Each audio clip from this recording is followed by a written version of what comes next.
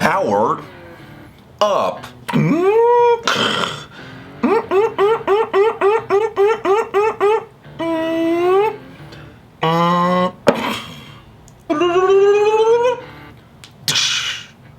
Welcome to my channel. I am Mr. Liquor Sipper, and this is where we keep it 100 proof all the time. If you have never had Elijah Craig, then now's a good time to try it out. So I've had Elijah Craig in the past, probably too many bottles to count. However, I have never had this particular Elijah Craig Straight Rye. Let's find out if it's worth the money in your pocket or if you should pass on this. Is this a trash or a pass? If you've never drank this before, if you would like to watch, be entertained, and check out the review, then stay tuned and let's find out.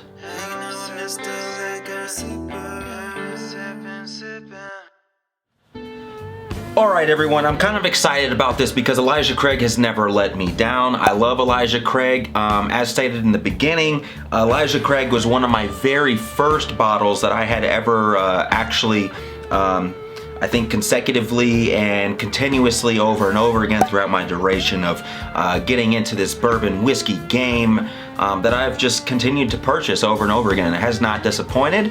I would consider it to be something similar to like your 101 proof wild turkey, something of that effect, something that you always want to keep on the shelf. It's a good, easy daily sipper. But today we're going to be going into Elijah Craig Rye, and as you guys know, and maybe you don't know if this is your first time to the channel, that I never taste anything on this channel that I've ever tasted before. So for some of you, this may be something new, and for some of you, probably the majority of you, it may be something old.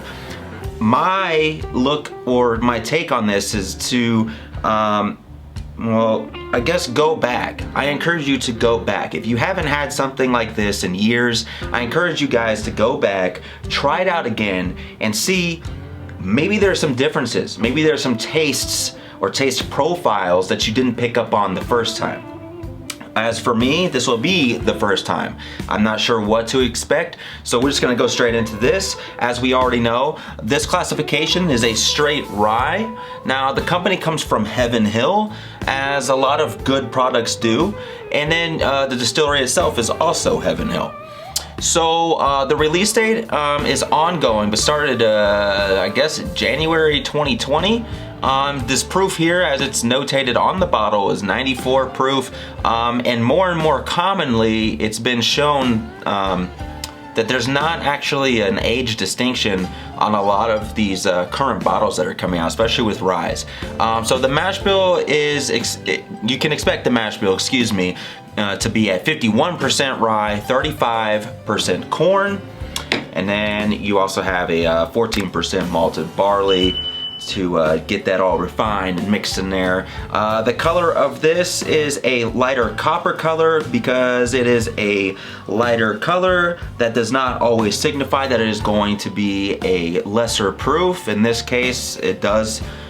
The shoe fits. Now, I recently did a list of your top 5 or 6, I believe it was, of the rye that you can get for your money. This was not on the list because I had never tried it. Somebody else mentioned Angel's Envy. I have had Angel's Envy. It's one of my favorites. But also for the purists that are out there of whiskey, a lot of folks do not consider that to be a legitimate bourbon, as there are some additives that are added to that. Look it up.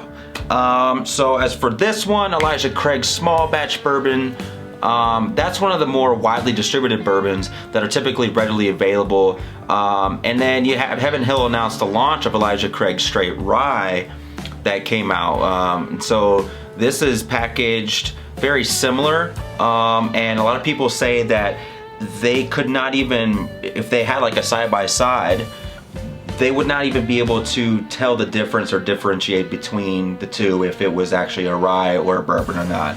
So we're gonna find out, we're gonna put this thing to the test and see, does it taste like a rye? Does it taste like a bourbon? Is it good?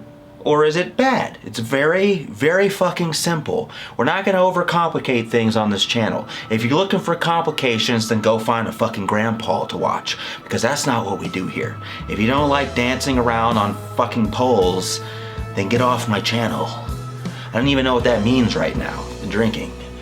So the combination of grains which relies heavily on corn as a secondary grain rather than a higher percentage of rye has been the primary rye mash bill used by Kentucky bourbon distillers since taking over basically all American rye production post-prohibition. So the same mash bill directly responsible for the rye resurgence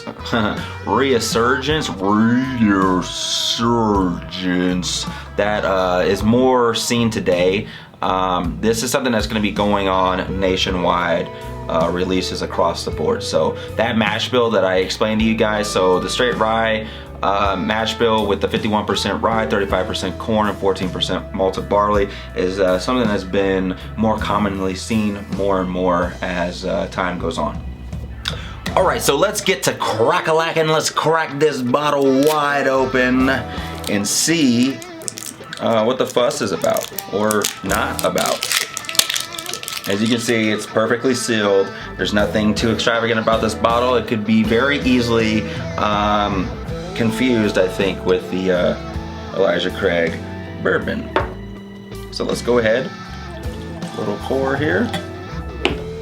Let that thing marinate in the glass a little bit. All right. Now we gotta put on our poker face, because sometimes the shit that I say when I do nosing for newbies makes me laugh. So, little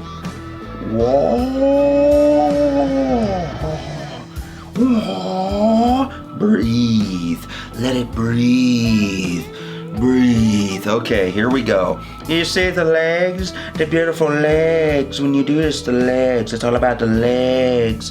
Maybe one day we'll do a video about how beautiful the legs are. Are you a leg guy?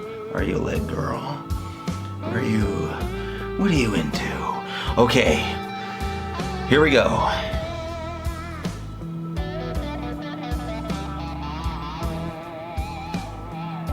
Woo! Smells like goat piss mixed with deer semen.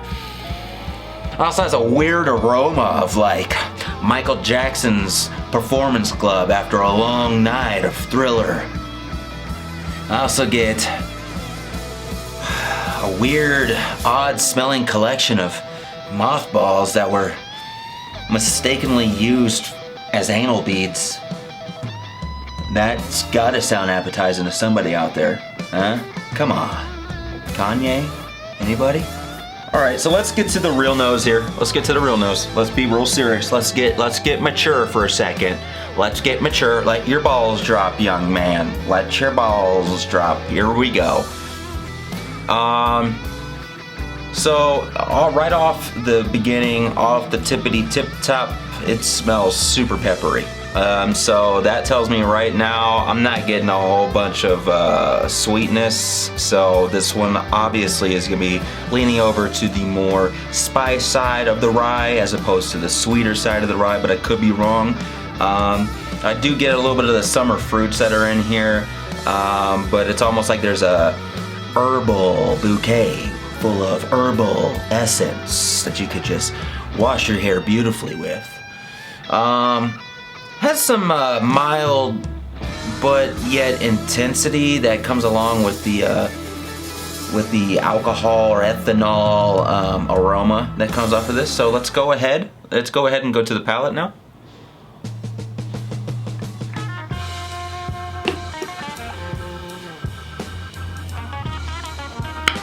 Okay, first thing right off the top. It almost, and this, some people may or may not like this. I'm not the biggest of fan. I'm gonna tell you why. If you don't like the smell of grass and you're very big on allergies, you may not like this too much. I don't get too much sweetness from it. It's definitely original. I've never tasted anything that was quite as grassy as this is. It is super floral, so if I had a bouquet of flowers, it tastes like the greenery that comes along with the flowers, or like that strong pollinated scent of a rose. I don't even know if roses are pollinated or not, but it's like a weird pollination in there. So I'm not, it has like maybe a little bit of nutmeg in there. Overall, man, this is the first time I've ever done this, and I hate to say this about Elijah Craig, I am not too keen on this. And to be honest with you guys, I'm slightly disappointed. Now this bottle does come in between $25 to $32, so it's not like I spent a lot of money on it. Would I sip this again? Yeah, I'd sip it again. This is definitely a summerish vibe. I don't, like I said, I don't get a lot of sweetness from this, which kind of turns me off. I think there would be more sweetness that came from this if there wasn't so much fucking grass. I mean, I feel like a lawnmower man came by and dumped like a handful into this bottle and we just let it simmer in there. I don't know. So on the back end, it doesn't linger. It is pretty quick on the back, so you're not gonna have anything that lasts forever. So if you are into the grass taste and you like to chew on cud like a horse, then this might be good. If you are a person that is maybe into, I don't know, like you're a rancher type guy, this might be a good one for you because this is stuff that you guys have grown up around. For me personally, and I'm from Texas, I grew up in Houston, but more of a city boy with a little dash of cowboy in there. I can tell you right now, if you don't like the grassy and the floral type taste, it's probably not going to be a good pick for you. My personal opinion, trash or pass. This is going to be a trash for me, which is the very first time. And again, I'm sorry to my buddy Elijah Craig. Good guy. First name is his last name, and his last name is his first name. That may or may not be true. I just made that up. But I think, judging by what I've tasted before, I'm just gonna stick to the Elijah Craig small batch that I have over here. That one's a good go-to. As for this one, I don't think so. Anyway guys, thank you for jumping into the glass with me and sipping on some information with me and enjoying my antics. I will be doing another review or some type of news tomorrow. I appreciate you guys jumping in and hanging out with me. And as I always say, keep it 100 proof. Tell your friends, tell your homies, tell your enemies, tell your cats, kill your dogs. Did I say kill your dogs? I said tell your dogs. If you're, I don't know. Just tell everyone. Like, subscribe so we can multiply and divide.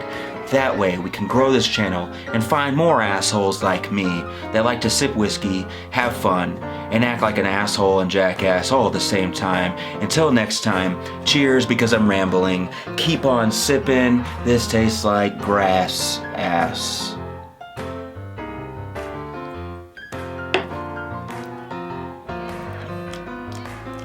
Yeah, I don't think this is for me.